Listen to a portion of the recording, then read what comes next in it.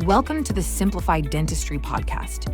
Join us as we discuss clinical, operational, and financial aspects of your practice, help you enjoy life, and dare to simplify dentistry. We'd like to thank our sponsor, Oral Arts Dental Laboratories. Oral Arts is a full-service dental lab based in Huntsville, Alabama, serving dentists nationwide with high-quality, U.S.-made prosthetics and orthodontic appliances. Oral Arts combines advanced technology with personalized service to deliver reliable, affordable solutions that support patient care. Oral Arts is one of the few labs that meets the standards to be part of my team. Take a look at oralartsdental.com. Welcome to Simplified Dentistry. My name is Richard Offit. Today we are celebrating women in dentistry, and we're celebrating with Dr. Pam Maragliano. Welcome. Hi, thank you. I'm so happy to be here. Well, it's such a pleasure to have you back on Simplify Podcast again. Our first podcast was so well received, and you had so many great things to say. And you know, Pam, I'm just going to open this way. You have a practice limited to prosthodontics. You're in academics, you're in consulting, you're the editor of Dental Economics, and you have a family life. Wow, what do you do with your extra time? What extra time? Well, that's my question. So I'm doing this podcast today because I want us to think about what is possible and have our young doctors and those that aspire to be doctors to think about what is possible. So it's just gonna be freewheeling conversation. You go anywhere you want with it, and I'll be happy. So why dentistry? Why dentistry for you? Oh my goodness. Well, it all started, for me, it was a little bit of happenstance. I am not one of those people who was like Herbie the dentist, who couldn't wait to be a dentist one day when they grew up. That was not me. I really didn't know what I wanted to do. All I knew was that I wanted to play hockey. And I was just like, I don't know. So my dad decided that it was important to, as a female, to have a job that we would never have to depend on a man. So he decided, don't ask me why, it's so random, that my sister and I needed to become dental hygienists. He said, become a hygienist, get this job that will, nobody could take away from you. You'll always have employment if you need it. And then do whatever you want with your life, but just get that certification. So my sister and I are both dental hygienists. And as I started practicing as a hygienist, I had no dental experience whatsoever. And so I was, and I laugh about it now, but I was mesmerized during the periodic exam because I could barely find a problem. It's so new as a hygienist. I didn't, like I said, didn't grow up in dentistry. I didn't really know. And the dentist would come in and they just were so clever. They could just come up with a solution so quickly.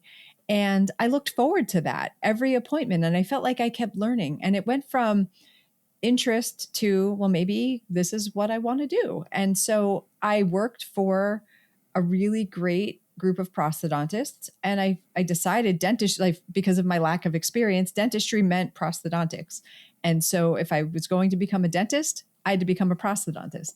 So I knew that interest kind of sparked early, but that's kind of how it happened for me, really. And having been a hygienist before dentistry, prevention is always it's really where I started. So it was something that's never left me. So I've always tried to blend preventive and restorative as effectively as I can for my patients. And surprisingly, that served me well in academia and it served me well in the industry. And there's just not a lot of hygienists turned prosthodontists out there. No, I mean, but that skill set is absolutely foundational to dentistry. You can't do it without that skill set or at least some level of that skill set. So your dad said, go learn a skill that no one can take away from you. So there, I always ask this question of, did you go into dentistry to please someone else? And it's amazing how those answers come back. Your situation, I don't know if you were pleasing him, but he helped make a plan, and the plan has obviously served you very well. So someplace in there, you decided to explore personal growth and the self-actualization and kind of become the best you could become. Talk about that a minute.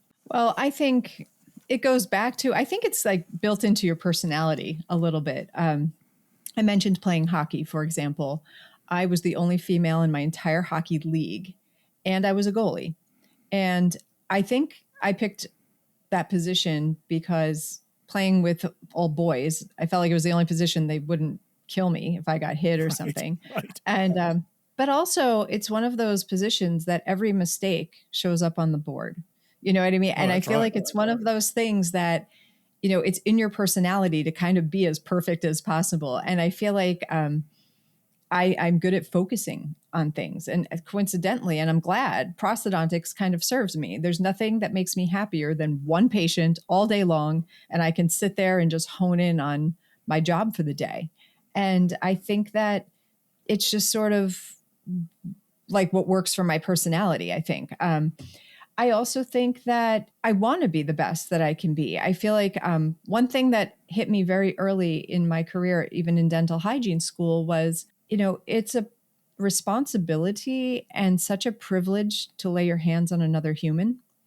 And I feel like it's so important to be your best self, to be able to do that.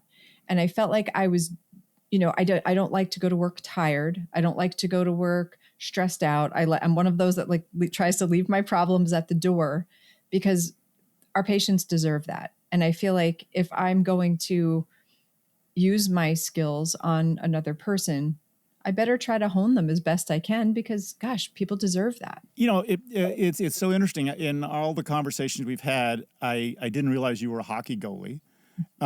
So that's a new thing for me, and I'm sure for many of the people that are listening to us. But it's so interesting the way you tie in athletics to your life and performance, and especially being a goalie where it's, you know, it's either scores on goal or saves. There's not a lot in between, right?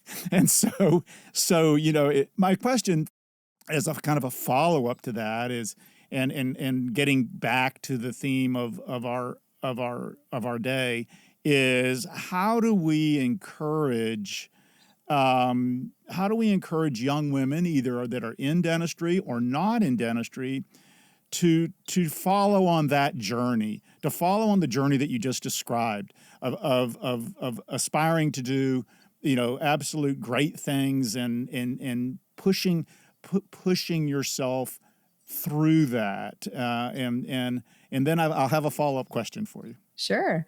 Gosh, you know, I feel like, I mean, I love dentistry. I always say dentistry is not only my job, it's my hobby. And I think that's why I have so many roles in the industry, because I do love them all. I think that dentistry offers a woman or a dentist, a person, whether you're male or female, so many different opportunities that depending on what your passions are, you can tap into that. You know, I feel like there's nothing wrong with being a clinician, and that's your only role in dentistry, if that's what you want to do. I personally was presented with these opportunities after I had been awarded the Adult Preventive Care Practice of the Year 16 years ago, from the American Dental Association. And I was offered lectures to discuss what we were doing in my practice to prevent tooth decay. And believe me, I did not want to do that. Getting in front of a room full of people was not something I ever thought I would want to do. But I also felt that it would not serve me to say no, because I was scared of it. And I felt that it was important to say yes, because I could grow from it.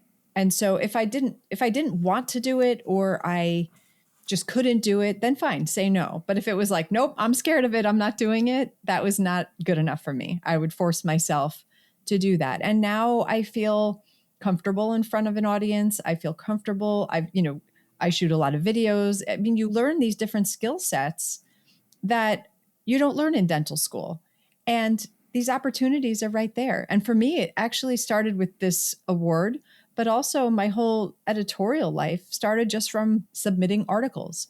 I would submit articles about preventing tooth decay in the practice. And all of a sudden, an opportunity presented itself. And for me, saying no just wasn't an option. I had to pursue things a little bit. I could always not do them later, but I felt like trying them.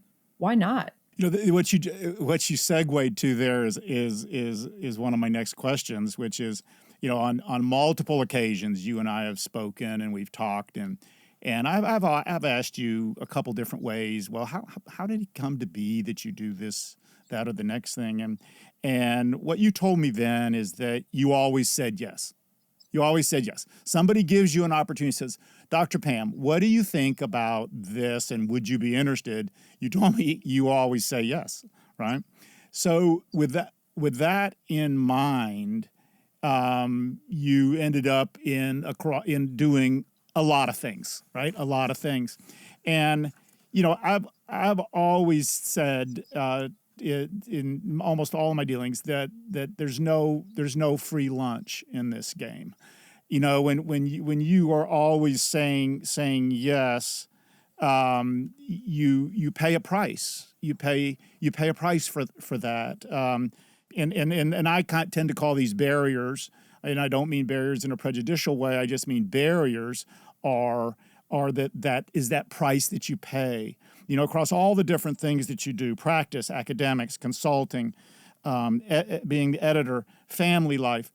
When you say yes to everybody that asks you to help them do something or to do something in an opportunity, you pay a price.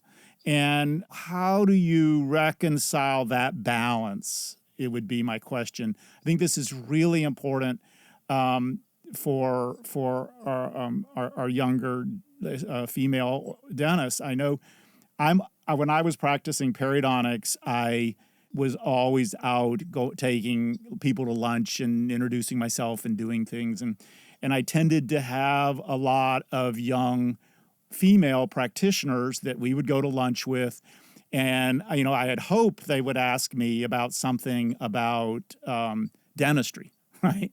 But what had happened is I was about the same age as their parent, and so they ended up asking me life things, about this and the next thing, and that was what struck me so much by you, is that you've been able to balance that. Talk a little bit about that. Everybody has a different situation, and everybody has a different scenario. I got married at 34 years old, and it was one of those decisions that, do we have kids? If we do, we should have them now or not. And thankfully, we chose not to. And I will say that when you say you pay a price, you do. And I feel like my price that I paid was time. And it was, but also you have to be really organized. When I first started lecturing, I was practicing in 2 practices and teaching at a local university. And so I would either have to take time away from one of my practices or teaching and try to balance things that way. And I will say that it's difficult to do that, especially when you have your week kind of already set that way. Thankfully, I've been doing it long enough that now I practice Monday, Tuesday, Wednesday, and Thursday, Friday, I devote to, and Wednesday afternoons, Thursday, Friday, I devote to the magazine.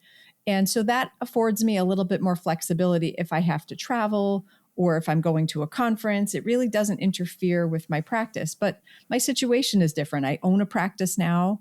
I have an associate that works at the end of the week for me. So I feel like in the beginning, it was a juggle and it was a struggle. But as things sort of hone in, you can kind of build the life that you want.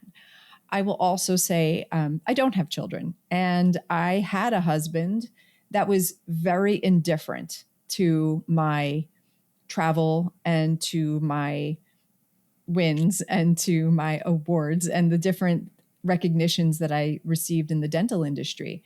And so I sort of kept things siloed. I didn't want my lecture life to interfere with my practice, and I didn't want my patients to think I wasn't around out lecturing. And I tried to keep everything very separate. And I could, because like my personal life was like over here. I practiced, that kind of thing. And then all of a sudden, it was sort of like, why? I owned my practice. I thought, gosh, one actually reinforces the other. I think patients feel proud of their dentist if their dentist is the editor of a magazine, or if their dentist, gets sought out by companies to get their opinion on products, or if I'm invited to a lecture. Obviously, my patients need to know that I'm here for them, and I am. And obviously, I've got proper coverage for them if I'm not in town. But I think the mentality of one reinforces the other and one supports the other actually has served me really well. And I've liked having that balance. Don't have a husband anymore, so that affords me more time in other ways. But I also think that, for those that are out there and they have a family and they have children, maybe that's part of the juggle in the beginning. And then maybe when the kids are off to school, you start writing articles, or you start, tapping into your passions that way. One thing that I've learned through this whole, marriage, divorce, lectures, academia, editing, all of these things is that nothing has to stay the same forever, and we should be able to be a little nimble with our career and allow our career to evolve just like any other interest that we have. I didn't prepare for this question, but I think that what you said is so important about building a team around you that believe in you, that believe that you can do things, that believe that you can accomplish things, and then be willing to celebrate them with you. Fair enough. I mean, I didn't plan to go down that on that tangent, but I think that is something, as I listen to you, that to me is one of the salient features.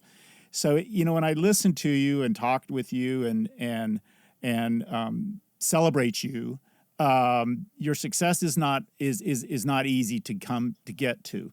You've done so many things, and you talked about it, that yes, time management, organization, and all those things, but those are learned, right? So your skill, you have acquired, learned. Your parents taught you, your peers taught you that certain skills you needed. Is that accurate? Am I seeing that way, that you had that those people that helped mentor and shape and so forth? Absolutely. And for the different aspects of my career, I have mentors that really pushed me to get my board certification in prosthodontics. I feel like there were times when I was just like, I can't do this, or maybe I'm not good enough to do this. That's a very difficult board. I mean, it takes years. Yeah. And for me, it took years. And I almost just said, forget it. And I had mentors that wouldn't let me forget it. And in fact, it got to the point where I was like, I'm just going to get it, so he'll leave me alone about it, more than anything else. But I mean, sometimes you need those people to kind of kick you and, push you in a direction of success. I will say one thing that's just been amazing is that in the dental industry, I certainly have had, I call them my guardian angels, people I can always bounce opportunities off of, people I can trust, people that introduce me to people. We all have those kind of people. And I think that it's there if you want it. And I feel like if you say, gosh, I would love to stand up and lecture, I've got something I'd love to share. I'd help you. I mean, there's people that will absolutely help you with that. I think it's harder now, maybe because, things were just more analog 15, 16 years ago than they are now. And I think that in some instances, science competes with influence, on social media and things like that. And sometimes they really aren't aligned. And I think that to get out there and to get on a podium is a little different now than it would be back in the day. But yeah, and I also think I'm fortunate enough to have curated a really amazing team at my practice where it runs itself, really. And it doesn't really, and my office manager is kind of the heart of my practice. And the people there support me and celebrate me. And with my divorce, pick me up and help me get through some of these really hard days. And, I'm so grateful for my industry friends, my practice, my family and my practice, and the people around me, because, they say, I don't know who they are, but they say that you are what the five, kind of the melding of the five people that you spend the most time with or that you're the closest with. You got to pick those people wisely. And I feel like there's some really great people out there that will lift you up and help you and challenge you and support you, or there's people that could drag you down. And in dentistry, there's lots of people that will lift you up. And I feel like finding them is worth the effort. Yeah, I think you are talking the talk that we all hope we can influence others to believe in, and that is that there are people that will support you and that will believe in you and push you in a positive way. But there also are some naysayers that you'll come across in your lifetime, and maybe those are not the people to listen to, right? Because it's all fraught with frustration. We're celebrating Women in Dentistry with Dr. Pam Maragliano. Pam, thank you so much for joining us here on Simplify Dentistry Podcast. It's been a delightful discussion. It's been an honor for me. Thank you so much for asking me to do this. And I just love you guys and I love what you're doing. And thank you. Thank you so much. We're celebrating Women in Dentistry today with Dr. Pam Maragliano and Simplify Dentistry. Dr. Pam, I would like to change this just a little bit, and let's do some questions and answers. Sure. And some of these are maybe things that we've talked about a little bit, and I'd love to hear you on some of these things. First off, what do you tell a young doctor when they are asked to join or participate in an organization or an effort or write articles or what have you? Well, for starters, do you want to? And if so, why? And if it's something that you want to do, then do it. Why not? There's nothing. For me, there's never been any harm in submitting an article. It doesn't always have to be accepted, but it's taught me to write a certain way. It's taught me to kind of hone my thoughts. There's always learning that can be gleaned from every opportunity. And so also, what are you excited about? There's sometimes people who we've all encountered them where they're like, I want to be an influencer. Okay, well, what excites you? I don't know, but I want to influence people. Okay, but what about dentistry? Like, what are you excited about? I can do everything in dentistry. I just want to influence people. Well, that's not really the way to go. I feel like find your passion and just run to it. The other piece of advice I would have for a young dentist is be unapologetic of who you are. I worked as a hygienist before, and filling the shoes of the hygienist before me, or being the new associate in an established practice, or being the new owner, and replacing the previous owner.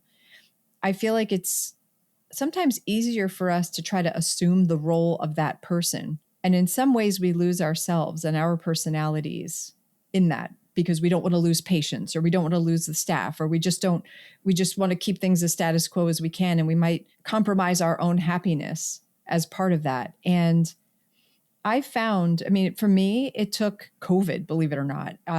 We were, like everybody, closed for a chunk of time. And I just had the opportunity to reflect on my practice at the time. And I wasn't that happy, to be honest with you. I felt like my team wasn't really supportive. I would definitely say yes to any lecture opportunity, no matter when it landed in the week, because it got me out of my office. And that's not really what I imagined for my practice when I bought it. And I decided then and there to make a change. And I also decided that, gosh, like, I'm a middle child. Everybody gets along with me. Why am I trying to be somebody that I'm not? And I found that surrounding myself and people that are like me and going to work and having fun and showing my personality is so much more fun and is so easy, as opposed to trying to pretend like you're more professional than you are, or trying to maintain some decorum that doesn't jive with your personality. Find ways to get comfortable with who you are, because you'll find you'll attract people that are like you, and attract people and patients that like you, that trust you. And it makes practicing dentistry so much more fun and so much more rewarding. How does a young doctor start down this journey? How does a young doctor say, I want to be impactful in my career. I want to be impactful in my profession. I want to, how do they start? I say education. Learning is never going to hurt you. I think that dental school is not adequate to make you an expert in any subject matter. You need to pursue it one way or another. So get a camera and start photographing your work and look at it.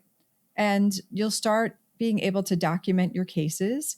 Also, your patients get comfortable with you picking up a camera. It's also helpful when you're communicating with labs or other specialists. It's also a form of legal protection and documentation. And so I've found that the more I photograph my work, the more I've honed from aesthetic dentistry or soft tissue management or whatever it is that you're trying to perform. That's a way that your practice is going to evolve. I think that when you want to write or lecture or be a content creator, you've got to bring something a little different. And so going to somebody's course, taking their information and pretending like that's your own isn't really the way to do it. It's really immerse yourself in CE, find what works for you, and create your own content from the amazing people that you've learned from. And so I say start with all the education you can get your hands and brain on, and start with a camera. Dr. Pam, all of the things you do and all the things you say yes to, it is a balancing act. So how does someone get started in that balancing act? I mean, how did you prioritize different aspects of the 5 or 6 things that you do? Well, I didn't have them all at the same time. So when I first started lecturing, I was working in 2 practices part-time. I did not own a practice, and I was teaching at the university. And so I had to prioritize my time based on the opportunities that came and the amount of time that I had off. And so I like to travel, but I didn't want to travel 4 weekends out of the month. So as far as I'm concerned, if I had 2 trips, like that month was booked. I couldn't really, unless it was an opportunity I had to do, I would have to say I can't. So depending on what's happening in your life, you may decide to keep certain weekends open for travel or certain weekends closed for life. I know some lecturers that don't lecture in the summertime because where they live isn't beautiful, 9 months out of the year, and they want to be home enjoying where they live for a few months. I took the summer off last year, and gosh, that was awesome. So I feel like there's something to be said for finding that balance and finding what works for you. I will say I was probably out of balance initially just to get, going in the industry. But now I've cut it back to really saying yes to opportunities that I want to say yes to. And, but it takes some sweat to get there. You shifted your practice day to where it is not a traditional 8 to 5 day with more of a 8 to 3 schedule, work straight, type of thing. Do you feel that flexibility is very important for especially young women practitioners as they try to balance all these aspects of their life? And do you feel that helps you attract talented people to be around you in your practice? I would say since COVID, flexibility has to be part of your business plan. I've found that I would have lost out on some really great team members that are moms that need mom hours. And so there's plenty of days that we start our day and my assistant walks in a half an hour into my first appointment, and I've got somebody that's covering for me until that person walks in, and we sort of juggle back and forth. I used to work straight through, and every once in a while I'll work straight through. I now take a lunch break, and I take a lunch break because since my divorce, my dogs come to work with me every day, and I need to walk them in the middle of the day. And so, in fact, that's actually been a nice quality of life shifter, not so much in the wintertime, but in the spring and the summer. It's amazing to be quote unquote forced to go outside and take a walk every single day. in the middle of my day. I feel like it's just kind of helped reset me. I'm spending time with my dogs. We had to modify the workday and work hours because of that. So I feel like if you go, we can't be rigid anymore. We could back in the, when I was a hygienist in the 90s, you just kind of had to fit into how that practice was, or if it wasn't the right opportunity, you would have to leave. I think now that is just not the case. We have to work with the amazing people that we can have in our practice. If they are somebody that you want to be flexible for, you've got no option than to be flexible. And for me, I even had to be flexible for my own self. So yes, it's something we absolutely have to do. Dr. Pam, the ideal construct of a practice, you've touched on it.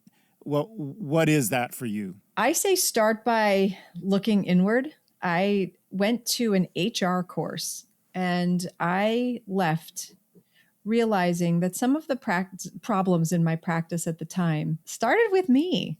And it really started with not communicating what I wanted for my practice. One piece of communication that we all should consider is a mission and a vision for your practice. So creating a mission statement is a brief couple of sentences to allow your patients in the world to know what your practice is about. We can't be everything for everybody, but we can be everything to somebody.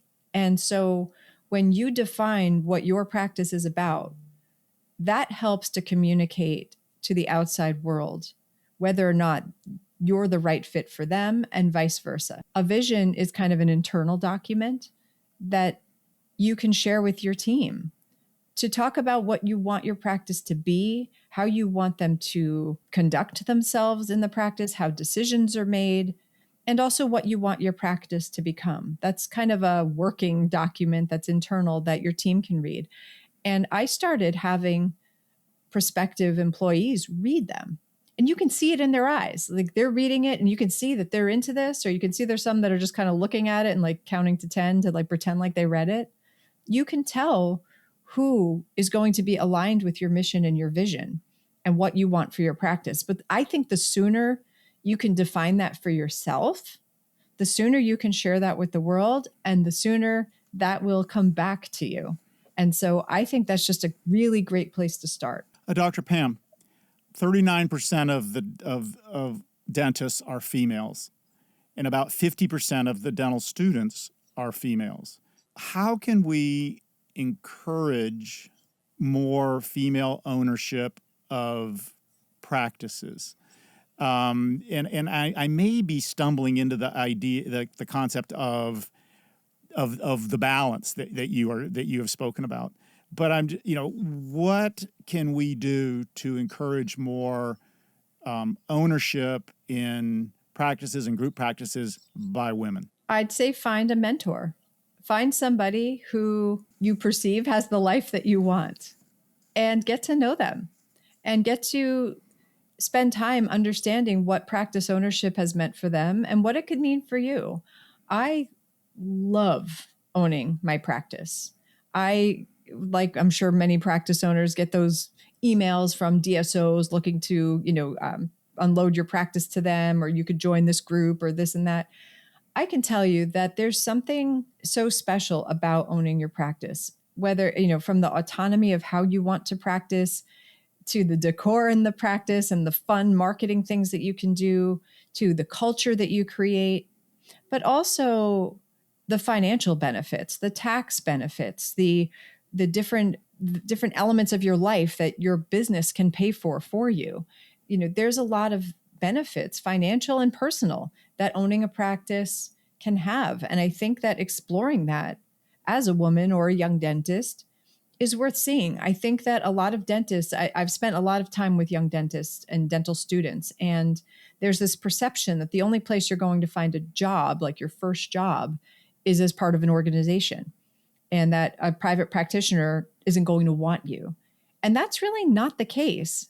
It's just that private practitioners aren't having the privilege of being in front of you for lunch and learns. And sometimes, we don't have the opportunity to get in front of prospective dentists. So I know I met one of my best friends because I was looking to buy a practice in her area. She was a prosthodontist. I cold called her and was just like, what's it like being a prosthodontist here? And almost immediately we became really close friends. And dentistry is like that. There's a brotherhood and a sisterhood as part of it that, you know what? If you see somebody's website and you think that's the kind of dentist you want to be, call them. And you know what? You might have your best friend waiting on the other side of that phone call.